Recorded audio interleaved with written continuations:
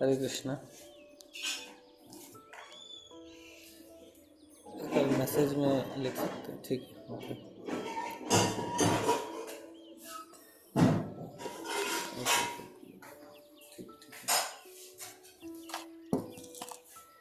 तो कल हम लोग डिस्कस कर रहे थे रिगार्डिंग डिज़ायर्स। अच्छा लो,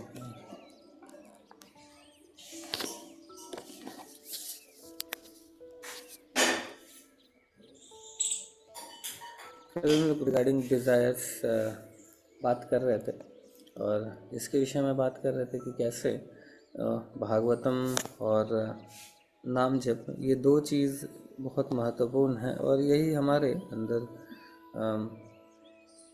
जो, और फिर इस भौतिक जगत को हम लोग बात डिस्कस कर रहे थे कि इस भौतिक जगत को कैसे लस्ट मतलब सेंस ग्रेटिफिकेशन की बेरियों से बांधा गया है।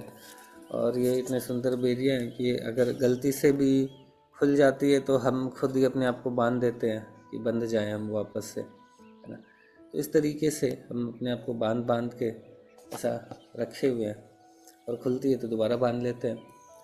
तो सबसे मतलब वही है कि इससे फाइनली निकलने का तो सबसे इम्पोर्टेंट, जो मोस्ट इम्पोर्टेंट मेथड तो यही है कि इस बात को सबसे पहले समझें, है ना। ये जो सेंस ग्रेटिफिकेशन है वो हमारे लिए एक तरीके से क्या है वो, मतलब वो हमारा मतलब कोई बहुत उससे बेनिफिट नहीं है, उल्टा वो हमारे लिए जो सेंस ग्रेटिफिकेशन है वो मतलब दुख का ही कार्य है ना। और उससे अल्टीमेटली निकलना ही मतलब ये हमारा परम लक्ष्य है। अगर नहीं निकलेंगे तो फिर वहाँ पे अटके ही रह जाएंगे, है ना।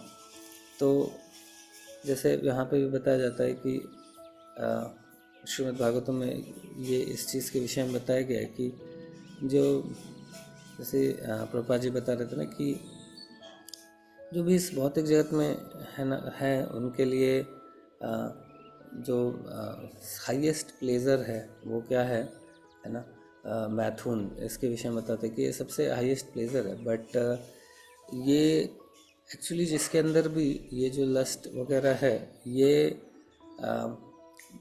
जो प्रेम हम सभी के अंदर जो पोटेंशियल है भगवान को प्रेम करने का, उसी का ये परवर्टेड रिफ्लेक्शन है। तो जिसके अंदर जितना काम वासना है वो उतना ही ज़्यादा भगवान को प्रेम कर सकता है, अगर सिर्फ क्या हो कि सिर्फ हमें वो ट्रांसफॉर्म हो जाए, है ना। सिर्फ ट्रांसफॉर्म हो जाए तो फिर वही वही जो लस्ट हमें हमारे अंदर है वही क्या होगा, वही प्रेम में कन्वर्ट हो जाएगा। तो और इसी का जो तरीका है, मतलब यही जो प्रोसेस है वही कृष्ण कॉन्शियसनेस का प्रोसेस है। तो इसमें जो नाम जप है और इसका विशेष स्थान है नाम जप का और भागवतम का। श्रीमद् भागवतम एक इतना पोटेंशियल ग्रंथ है कि हमारे जितने भी इतना भी तीव्र लस्ट हो सभी को भगवान के प्रति प्रेम में कन्वर्ट कर सकता है। तो आध्यात्मिक जगत में जो प्रेम है वही भौतिक जगत में उसी का परवर्टेड रिफ्लेक्शन लस्ट है, काम है। ये सारी इम्पोर्टेंट चीज़ें थी जो हम लोग डिस्कस कर रहे थे कल। तो एक बार अभी पढ़ते हैं आज थोड़ा सा। ऐसे अगर किसी का इससे रिलेटेड जो अभी 2 दिन हमने डिस्कस करा था क्वेश्चन आंसर, उस समय तो हम लोग नहीं ले पा रहे थे। तो अगर किसी का कुछ प्रश्न है तो प्रश्न पूछ सकते हैं।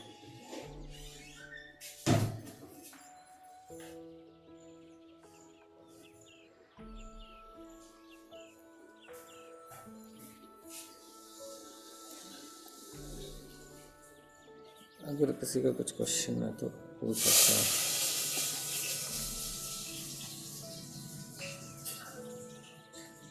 हरे कृष्णा। अगर किसी का कुछ प्रश्न है तो जो अभी 2 दिन से हम लोग डिस्कस कर रहे थे तो बता सकते हैं। ऐसे एक चीज़ प्रभु जी अभी इस सिद्धांत चैतन्य प्रभु बताए थे वृंदावन में, तो आप में से कुछ लोग तो थे बट कुछ नहीं थे। तो मैं सोच रहा था वो भी चीज़ एक बार शेयर करूँ आप लोगों के साथ, मुझे बहुत इम्पोर्टेंट लगा था। तो वही चीज़ मैं सोच रहा था कि शेयर करता हूँ। जो नहीं थे उनको थोड़ा बेनिफिट मिल जाएगा और जो थे वो तो उनका रिवीजन हो जाएगा। तो एक जैसे इनका बता रहे थे कि भगवान को, है ना, भगवान को प्राप्त करने के लिए, जैसे गोपियाँ भी है ना, ब्राह्मण पत्नियाँ जो भगवान को प्राप्त करने के लिए गई, अपना जो भी घर बार वगैरह सब कुछ छोड़ के गई, तो उस स्थिति में वहाँ पे जाती हैं तो फिर जाके फिर अपना भगवान मतलब घर वगैरह सब रोक रहे होते हैं कि नहीं नहीं आपको जाने की अभी क्या आवश्यकता है, ऐसा नहीं जाओ, है ना। बट फिर भी वो जाती हैं अपनी सारी आसक्तियों को त्याग के, घर के प्रति, अपने सगी संबंधियों के प्रति, और फिर वहाँ जाते हैं, है ना। तो ये वहाँ जाने के लिए क्या है कि अपना सब कुछ त्यागती हैं एक तरीके से, और ये वैराग्य बहुत आवश्यक है ना। तभी तो वो वैराग्य जब तक डेवलप नहीं होगा तब तक कैसे हम भगवान को छोड़ेंगे, मतलब भगवान के लिए हम बाकी चीज़ों से कैसे वैराग्य उत्पन्न कर सकेंगे, है ना। बहुत ध्यान से समझिएगा इसको, पूरा जो प्रभु जी ने बताया था फिर मैं उस पर मनन कर रहा था, तो वही मैं सोच रहा था कि शेयर करूँ। तो क्या है कि अगर जब तक हमारा वैराग्य उत्पन्न नहीं होगा तब तक गोपी, जैसे वो ब्राह्मण पत्नियाँ छोड़ी अपना सारा वैराग्य के कारण चीज़ों को छोड़ के अंदर भगवान के पास गई, तो वैराग्य उत्पन्न होना बहुत ज़रूरी है। अब ये वैराग्य उत्पन्न कब उनके हृदय में हुआ, है ना। तो उनके हृदय में ये वैराग्य तब उत्पन्न हुआ जब उन्होंने क्या करा, सुना, किसको, भगवान के बांसुरी को सुना। तो भगवान की बांसुरी को सुना तो उनके हृदय में फिर वैराग्य उत्पन्न हुआ, और वैराग्य उत्पन्न हुआ तो फिर फाइनली वो भगवान को गया के पास गया। तो वही प्रभु जी बता रहे थे कि हमारे हृदय में भी उसी तरीके से वैराग्य उत्पन्न होना चाहिए, और जो हरे कृष्णा महामंत्र है वो भी भगवान के बांसुरी की ध्वनि ही है ना। तो हम भी जब हरे कृष्णा महामंत्र को ध्यानपूर्वक सुनेंगे तो फिर हमारे अंदर भी डेफिनेटली क्या होगा, इस भौतिक जगत के प्रति वैराग्य उत्पन्न होगा, और जब वैराग्य उत्पन्न होगा तो फिर क्या होगा कि हम भी फिर भगवान को अप्रोच कर पाएंगे, भगवान को प्राप्त कर पाएंगे।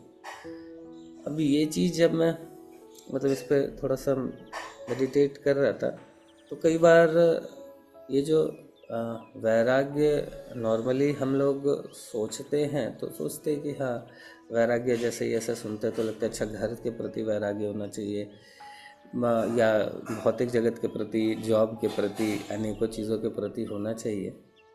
लेकिन देखिए वैराग्य किन चीज़ों के प्रति होना चाहिए, जो हमारे आध्यात्मिक प्रगति में बाधा है ना, उन्हीं के प्रति तो वैराग्य होना चाहिए। तो देखा जाए तो हमारे लिए अभी जो गोपियों का, जो ब्राह्मण पत्नी था, उनका क्या था कि अपना सारा मतलब बाकी सारे अनर्थाओं, जो भी अटैचमेंट वगैरह था, सबको ओवरकम कर लिए थे। अभी फाइनली भगवान के पास जाने के लिए कुछ चीज़ें थी कि अभी जाना है बोल के वो चले गए।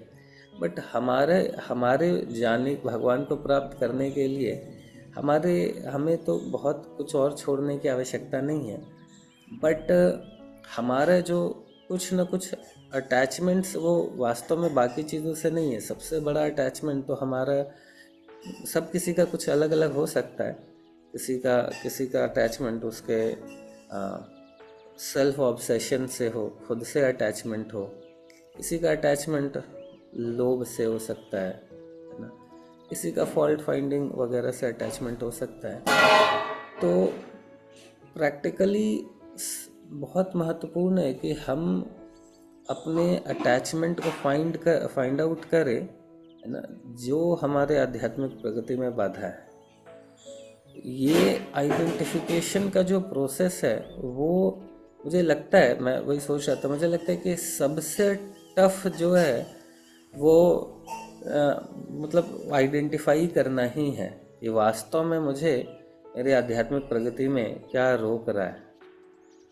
क्योंकि हमें सच में पता ही नहीं चलता है कि हमारी प्रॉब्लम है कहाँ पे वो अटैचमेंट जो है, जो कि हमारे आध्यात्मिक प्रगति में बाधा है। ये कई हो सकता है हमारा अटैचमेंट सेल्फ रेस्पेक्ट से हो, मतलब कहीं ना कहीं किसी का अटैचमेंट कंट्रोलरशिप से हो। तो मोस्टली जो हम अपने भक्ति में स्ट्रगल कर रहे हैं भगवान को प्राप्त करने में, तो देखा जाए तो बहुत कोई ऐसा मतलब हमें जिन अटैचमेंट्स को त्यागना है उसको त्यागने में कोई और बाधा नहीं है। मतलब हम एक तो हम ही आइडेंटिफाई नहीं कर पा रहे हैं कि वास्तव में हमारे आध्यात्मिक प्रगति में कौन सा अटैचमेंट बाधा बन रहा है। हम कई बार ब्लेम तो कर देते हैं, है ना, हम भी अपने घर वालों को, परिवार वालों को, इसको उसको ऐसा करके, लेकिन समस्या वास्तव में नहीं है। मैं मतलब खुद को भी देखता हूँ, बाकी डिवोटीज का भी जिनसे भी है, तो अभी मतलब मुझे हार्डली कोई एक आध डिवोटी कोई ऐसे मिले हों जिनको सच में प्रॉब्लम एक्सटर्नल है ना। मतलब अभी तक मुझे तो हार्डली, क्योंकि एक्सटर्नल भगवान प्रॉब्लम ज़्यादा रहने नहीं देते, भगवान तुरंत हेल्प कर देते हैं। बट प्रॉब्लम, सबसे बड़ी बात है कि प्रॉब्लम तो हमारे एटीट्यूड की है ना। और हमें कई बार सच में पता ही नहीं चल पाता है कि हमारी प्रॉब्लम क्या है, कहाँ पे हमारा अटैचमेंट है। तो ये अटैचमेंट, इसको फाइंड आउट करना बहुत आवश्यक है। जैसे हमारा ये जो लस्ट है, काम है, वो प्रेम में कन्वर्ट करने के लिए सबसे पहले तो ये समझना होगा, है ना, कि हमारा वास्तव में लस्ट जो काम वासना है वो क्या है, कहाँ पे है वो। सिर्फ ऐसा ज़रूरी नहीं है कि वो काम वासना का मतलब सिर्फ मैथुन जीवन ही है, बाकी भी बहुत सारे है हमारे जो अटैचमेंट है ना। भगवान के अलावा किसी और से अटैचमेंट, और उस अटैचमेंट से प्रेरित होकर कोई भी कार्य कर रहे हैं तो वो मैनिफेस्टेशन उस लस्ट का ही तो है। तो आइडेंटिफिकेशन बहुत आवश्यक है। मुझे सबसे ज़्यादा वही लगता है कि मतलब हमें भगवान से सबसे ज़्यादा तो यही पहले प्रार्थना करनी चाहिए कि भगवान मुझे रिवील करिए कि मेरी समस्या कहाँ पे है ना।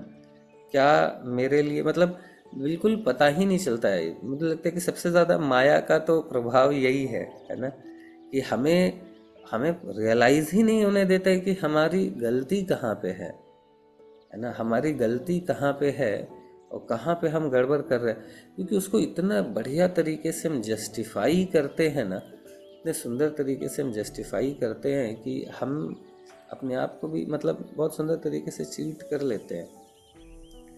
तो ये आइडेंटिफिकेशन बहुत इम्पोर्टेंट है, और इस आइडेंटिफिकेशन के लिए भी डेफिनेटली हमारा जो ऑनेस्टली शास्त्रों को अगर हम पढ़ेंगे ना, तभी ये वो लाइट आएगा। एक तो या तो भगवान हमें, जब हम सेवाएं करते हैं तो भी भगवान थोड़ा सा लाइट देते हैं, और दूसरा तरीका है, एक तो या तो पढ़े, दूसरा नाम जप है, नाम जप से भी होगा, उससे भी भगवान रिवील करते हैं। और शास्त्रों का अध्ययन भी बहुत इम्पोर्टेंट है, क्योंकि शास्त्रों के अध्ययन को अगर हम लोग सच में, अगर हम लोग जेन्युइनली और ऑनेस्टली पढ़ेंगे तो फिर हमें समझ में आएगा कि कहाँ पे हम गड़बड़ कर रहे हैं, है ना। कहाँ पे जैसे इस परिस्थिति में हमारे आचार्य या भागवतम में बेसिकली यही है ना, कि कैसे, किस परिस्थिति में किस डिवोटी ने क्या कार्य किया था, कैसे एक्ट किया, कैसे सोचा। तो कई बार हम रीडिंग भी करते, मतलब सोचिए, वास्तव में यही माया का सबसे खतरनाक प्रभाव है कि हम रीडिंग भी करते हैं और पढ़ भी रहे हैं, उस इंसिडेंट को समझ भी थोड़ा बहुत रहे हैं, इवन दूसरों को भी बता दे रहे हैं, लेकिन लेकिन रियलाइजेशन नहीं आता है। मतलब कितना हमारा दुर्भाग्य है कि पढ़ भी लेते हैं, याद भी हो जाता है, सुना भी दे, बट रियलाइजेशंस नहीं आते हैं कि कहाँ पे हमारा गड़बड़ हो रहा है ना। तो यही सबसे मतलब मुझे लगता है कि इम्पोर्टेंट प्रार्थना हमारे लिए यही है कि हम भगवान से प्रार्थना करके थोड़ा सा हमारा कहाँ पे गड़बड़ हो रहा है ना, उसको आइडेंटिफाई करें और ऑनेस्ट रहें। क्योंकि परमात्मा भी तभी बताएंगे जब हम सुनना चाहेंगे, है ना, और हम वर्क करना चाहेंगे। अगर वर्क नहीं करना चाहेंगे तो फिर भगवान भी नहीं बताएंगे, क्योंकि बता देंगे तो फिर हम थोड़ा और परेशान होने लगेंगे, है ना। तो ऑनेस्टली अगर हम थोड़ा सा अ, भगवान से प्रार्थना करें, और उसके बाद अगर भगवान कुछ दिखा रहे हैं कमियों को, तो उसमें जो हम एक्सक्यूज़ दे के डिफेंड करने लगते हैं ना, है ना, जैसे मैंने कल बताया ना कि एक डिवोटी ऐसे ही जैसे बता रहे थे कि बहुत समय से भी थोड़ा ब्रेक लिया है भक्ति का, तो फिर वो जस्टिफाई कर रहे थे अपने आप को कि हम बूढ़े हो जाएंगे तो हमें कहीं गिल्ट ना रहे कि हमने सही से अपॉर्चुनिटी जब थी सेंस ग्रेटिफिकेशन की, तो हमने उसको अवेल मतलब हमने उसको फिर खो दिया, तो बाद में कहीं अफसोस ना हो। इसीलिए अभी हम लोग सोच रहे हैं कि थोड़ा ब्रेक लेके पूरा सारा सेंस ग्रेटिफिकेशन करके देख लेंगे, फिर आएंगे भक्ति में। तो हम लोग वहाँ पे थे, बट वो इतना कन्विक्शन के साथ बोल रहे थे कि ना तो मैंने कुछ भी नहीं बोला, है ना। सकीशुन बोली कि हाँ सही बात है, तो मतलब क्या बोला है, और कुछ कुछ बोला ही नहीं जा सकता है। तो परमात्मा, है ना, चाहते गुरु के रूप में हृदय में हैं, वो वो बोलेंगे ही नहीं जब हम बहुत कन्विंस्ड हैं कि हम नहीं सुधरेंगे, हमको तो हम तो जैसे हैं वैसे रहेंगे और हमें बहुत अभी बदलना नहीं है। तो फिर ये हम नाम जब भी कर रहे हैं, सदियों बहुत समय से तो कर ही रहे हैं, और शास्त्र का अध्ययन भी कर रहे हैं, बट फिर भी हम परिवर्तन क्यों नहीं आ रहा है हमारे हृदय में। और ये परिवर्तन नहीं आ रहा है को आइडेंटिफाई कैसे करें कि हम अगर प्रभावित हो रहे हैं। आज ही मैं पढ़ रहा था कि देखिए जैसे हाथ में अगर हमारे घाव हुआ है ना, या डैमेज है हाथ, तो हाथ को जैसे ही टच करेंगे बहुत ज़ोर से पेन होता है कि नहीं होता है, या पैर में जहाँ भी शरीर में, है ना। शरीर अगर मान लीजिए सर में चोट लग गया, टच करते ही बहुत अनबियरेबल पेन होता है, ऐसे इतना पेन होना नहीं चाहिए, लेकिन चूँकि शरीर में मतलब कष्ट है तो फिर टच करने पे पेन हो रहा है। ठीक उसी तरीके से हम आ, अगर इमोशनली अगर हमारा मन जो है स्वस्थ नहीं है ना, मन जो है स्वस्थ नहीं है, उसका क्या पहचान होगा कि कुछ भी चीज़ें हमें टच करेंगी ना तो हम डिस्टर्ब हो जाएंगे, समझ रहे। मतलब छोटी छोटी बातें हमें बहुत दुखी कर देगी, तो इसका मतलब है कि प्रॉब्लम है मन में, है ना। तो अगर ऐसा हो रहा है तो उस स्थिति में रैदर देन मतलब हम ये सोचने हैं कि अच्छा मुझे, जैसे अगर हमारे शरीर में कोई टच कर गया, तो अभी टच करता है तो हम इमिडिएटली उस पे गुस्सा करते हैं ना, देख के नहीं चल सकते क्या, है ना, ऐसा इमिडिएटली वैसे ही करते हैं उसको, है ना। प्रॉब्लम हाथ में है, उसने बेचारे तो ज़्यादा कुछ गलती नहीं करी, जस्ट थोड़ा सा टच ही हुआ है, बट हम चूँकि चोट लगा है तो हम एकदम मतलब आग बबूला हो जाते हैं। उसी तरीके से मन जो है हमारा, वो अभी थोड़ा सा डैमेज चल रहा है, तो कोई भी हल्का फुल्का कर देता है, थोड़ा कुछ बोल दिया, कुछ ये कर दिया, तो हम बहुत दुख आग बबूला हो जाते हैं, और फिर हम उसके ऊपर आग बबूला हो जाते हैं, है ना। तो ये समझना है कि अच्छा अगर ऐसा सिचुएशन हो रहा है कि हम धीर धीर नहीं बन पा रहे, जैसे देखिए भगवान भी भगवत गीता में, है ना, अर्जुन को क्या बोल रहा है, अर्जुन को बहुत ध्यान से इस बात को समझिएगा कि अर्जुन को जीतने के लिए नहीं बोल रहा है। कितना इम्पोर्टेंट पॉइंट है। अर्जुन को जो भगवत गीता का प्रिंसिपल सिखा रहे हैं, भगवत गीता का प्रिंसिपल सिखा के उसको जीतने नहीं बोल रहे हैं, है ना। भगवत गीता के प्रिंसिपल को सिखा के उसको धीर बनने बोल रहे हैं कि हार और जीत में समान भाव कैसे आप रह सकते हो, है ना, है कि नहीं। तो हम मतलब यही तो भगवत गीता का प्रिंसिपल है। तो हम अगर कितना भी रीडिंग कर रहे हैं, हियरिंग कर रहे हैं, नाम जप कर रहे हैं, बट अगर धीर नहीं बन रहे हैं, है ना, हार और जीत में समान नहीं रह पा रहे हैं, तो फिर क्या है कि इसका मतलब है कि मन हमारा थोड़ा अभी ना बीमार है। तो उस स्थिति को समझना पड़ेगा हमें, है ना। और मन बीमार है, दवा भी है, तो फिर क्यों ऐसा स्थिति है? बिकॉज सर एक ही इसका रीज़न है कि इसका मतलब कि हम दवा सही तरीके से नहीं ले रहे हैं। क्योंकि ये तो है हरिनाम औषधि तो है हमारे पास, वो तो सभी का इलाज करके रखी है, भागवतम सभी का इलाज करके रखा है, कर कितनों का करा है, तो हमारा भी करेगा ही करेगा। बट हम अगर प्रभावित हो रहे हैं, है ना, इट मीन्स अगर हम धीर अभी नहीं हैं, नहीं बन पा रहे हैं, तो मतलब है कि हम दवा सही तरीके से नहीं ले रहे हैं। दवा सही तरीके से लेने का वही है कि जैसे नाम जब हम करते हैं ना, तो हम आज किन चीज़ों से अफेक्ट हुए, क्योंकि देखिए हम 3 गुणों के प्रभाव में हैं। किसी दिन हो सकता है कि कंट्रोलरशिप हम पे आज डोमिनेट करे, किसी दिन हमारे ऊपर काम वासना, किसी के अंदर, किसी दिन हमारे अंदर अलग अलग चीज़ है, किसी दिन एंगर हमारे ऊपर डोमिनेट करे। तो हम जैसे ही आइडेंटिफाई कर ले हमारे समस्याओं को, अगले दिन हम नाम जप करें ना, तो फिर भगवान से और हमारे आचार्यों से प्रार्थना कर सकते हैं। ये अच्छा है, ये उल्टा हमारे जप को और इम्प्रूव करेगा, है ना। क्योंकि जब हम अपने आइडेंटिफाई करने के बाद देन भगवान से जब नाम जप करें प्रार्थना पूर्वक कि प्लीज़ मेरे ऊपर कृपा करिए, है ना, ये जो नेगेटिव इमोशन है उसके कारण मैं परेशान हो रहा हूँ, दुखी हो रहा हूँ या जो भी है, तो प्लीज़ मुझे इससे बाहर निकालिए। ऐसा करके हम अगर हृदय से नाम जप करें, और दूसरा कि हम शास्त्रों को फिर जब अध्ययन करें तो उसमें सीख करें, है ना, सिर्फ फॉर्मेलिटी के लिए नहीं पढ़े। हम जिन चीज़ों से प्रभावित हो रहे हैं, है ना, जो हमारे अन्यथाएं हम आइडेंटिफाई कर पा रहे हैं, तो उससे डील करने का जो तरीका है उसको भी हम फिर फाइंड आउट करें उसमें, है ना, अध्ययन जब हम कर रहे हैं तो ये हमारा होना चाहिए, रेदर देन जस्ट खाना पूर्ति करने का अध्ययन करे या फिर किसी को बताने के लिए अध्ययन करे।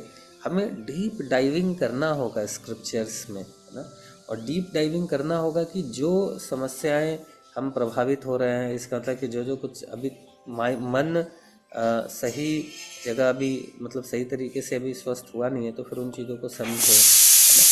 ये सारी चीज़ें बहुत महत्वपूर्ण है, तो ही हम तीव्रता के साथ ठीक हो पाएंगे। नहीं तो क्या है कि दवा भी ले रहे हैं बट फिर भी बहुत परिवर्तन नहीं आता है। ठीक है, तो मतलब ये था, ये कुछ चीज़ों पे मैं थोड़ा सा मनन कर रहा था कल से, उसी पॉइंट पे। उसके बाद फिर ये जो धीर वाली बात है, और या फिर ये वाली बात कि कैसे जैसे हमारा शरीर टच करने पे अगर डैमेज है तो तुरंत पेन होता है, सामने वाला व्यक्ति टच भी कर दे तो उसकी कोई गलती नहीं। उसी तरीके से हमारा मन बीमार है बोल के कुछ थोड़ा बहुत भी बोल देता है तो हम बहुत हर्ट हो जाते हैं। तो प्रॉब्लम है कि मन बीमार है ना। तो मन को आइडेंटिफाई करे कि बीमार है और क्या बीमारी अभी बढ़ी हुई है, उस बीमारी को आइडेंटिफाई करे, फिर अगले दिन नाम जप में प्रार्थना पूर्वक नाम जप करे, उस बीमारी से भगवान को प्रे करे कि निकाले। और दूसरा, जब हम शास्त्रों का अध्ययन करें तो भी फिर हम उनको लेके चले, है ना, कि मतलब शास्त्रों का अध्ययन करें तो उस अनर्थाओं का सॉल्यूशंस निकालने का प्रयास करें। कई बार होता है ऐसा कि हमें वो आंसर्स मिलते हैं। तो इस तरीके से हमारा जो नाम जप है वो, और दूसरा हमारा अध्ययन, है ना, ये दोनों का लक्ष्य हमारे अनर्थाओं से बाहर निकलना होना चाहिए, है ना। ये लक्ष्य के साथ हम नाम जप भी करेंगे और भागवतम भी अध्ययन करें, हमारी बीमारियों से निकलना, तो फिर वो वास्तव में हेल्प मिलेगा। नहीं तो लगता है कि कर तो रहे हैं, कुछ फल नहीं मिल रहा है, कुछ असर नहीं पड़ रहा है। कि हम प्रेफुल चैंटिंग करेंगे और शास्त्रों का अध्ययन बिल्कुल इनके साथ करें ना, तो बट समस्या ये है कि बाकी लोगों की चीज़ें इतना दिमाग में घूमती रहती हैं कि हम अपने चीज़ों पे फोकस नहीं कर पाते हैं, कि प्रॉब्लम हमारे अंदर ज़्यादा है। ठीक है, खैर, तो आगे का रीडिंग कल करते हैं। तो ये बस एक पॉइंट था जो मैं सोच रहा था कि शेयर करूँ। हरे कृष्णा कृष्ण कृष्ण हरे हरे, हरे राम